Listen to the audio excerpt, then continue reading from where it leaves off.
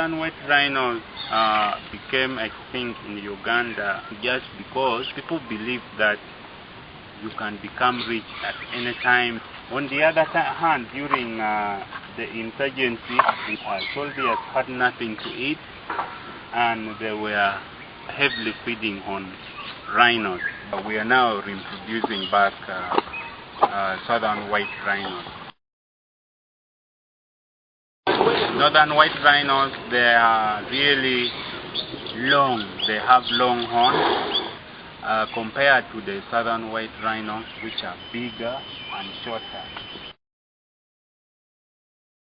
The Rhino Conservation Project began in 2000. The project have got 3 phases. The first phase was to make sure a rhino comes back to Uganda, purposely for breeding and education. The second phase of this project was to allow or to identify a breeding stock within Uganda. It's currently in a place called Ziwa Rhino Sanctuary. Then the third phase of this project was to make sure they should be reintroduced back into their original homeland, that is Mashon Falls National Park area. This is a rhino sanctuary. We've got the 9 rhinos on this sanctuary, and then there's 2 rhino in Uwek, which is Uganda Wildlife Education Center.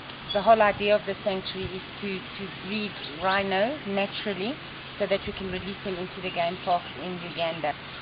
Rhinos became extinct in Uganda in 1983, and the first rhinos arrived here in 2005, July. We have white rhinos, but they are called white because of the wide mouth they have. And the black rhinos, they have hooked mouth. And the white rhinos feeds on short grass, while the black ones feeds on leaves.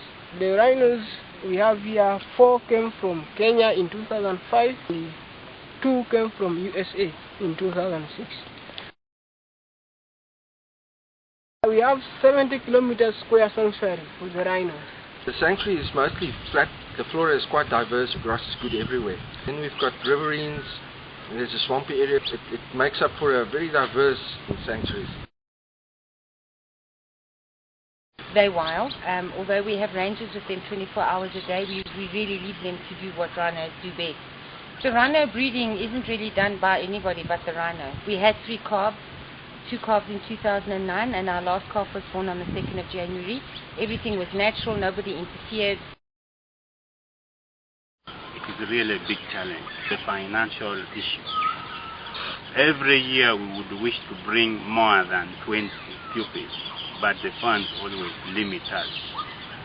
It takes parents of the children that we bring here time to understand that wildlife conservation or rhino conservation is something which is very, very important for the young children to learn about.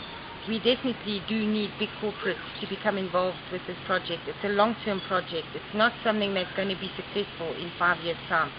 You cannot look at a rhino sanctuary and a rhino project solitary on its own.